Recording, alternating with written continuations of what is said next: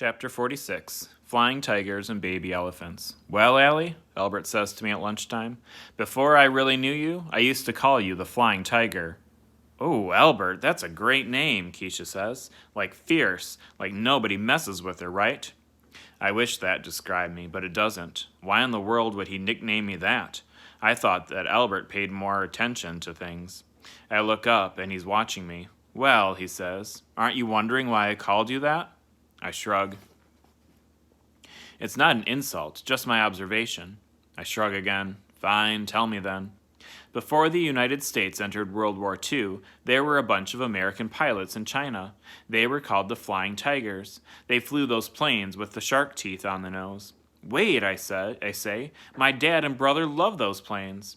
He nods once as I try to shake out the mind movie of me as an airplane. They did not have many planes, so they would repaint them every few missions, change a bit of design and the numbers so the Japanese would think there were far more of them than there really were. I sort of know what he means.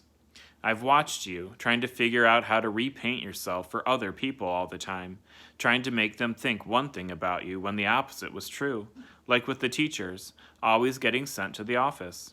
Wow, I can't believe Albert noticed all this. Okay, Keisha asks, do you name everyone like that? I like analogies. They interest me and help me understand. What about me? Did you have a nickname for me? He hesitates. Okay, Professor, spill it, Keisha says.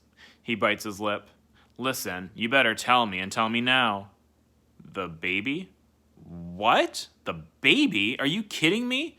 She gets a great name like the Flying Tiger, and you call me the baby? What the heck is that supposed to mean? He turns red. I didn't want to offend you. Well, it's just a little too late for that. I'm going to send you into space where no man has gone before. No kidding. Is Keisha quoting Star Trek now? The girl has lost her mind. I called you the baby because you're quiet. You're taking everything in. But when you want something, you're loud about it and usually get your way pretty fast. I burst out laughing. Oh man, Keisha, that is just too perfect. She folds her arms with a bit of a humph, but then begins to laugh too. Albert, do you have one for yourself, I ask. When he doesn't say no, I know it means yes. Tell us, Keisha says. I'm the elephant. Because you're big? I ask. No, Keisha says, because he has a good memory. Elephants do have good memories, he says, but that isn't why I chose it as my symbolic name. Then why, I ask. Well, I've become a pachyderm. Is that a religion, I ask. His face twitches a bit. No, an elephant is a pachyderm. It means an animal with a thick skin. I guess we're all pachyderms then, or we pretend to be.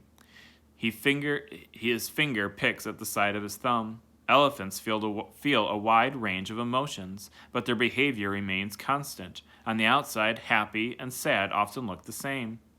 I can't remember the last time I had nothing to say about something. All this time, I thought that Albert was the science guy with as much feeling as a pine cone, but I was wrong. All that watching he does, all that thinking, he really does understand things. He definitely gets me.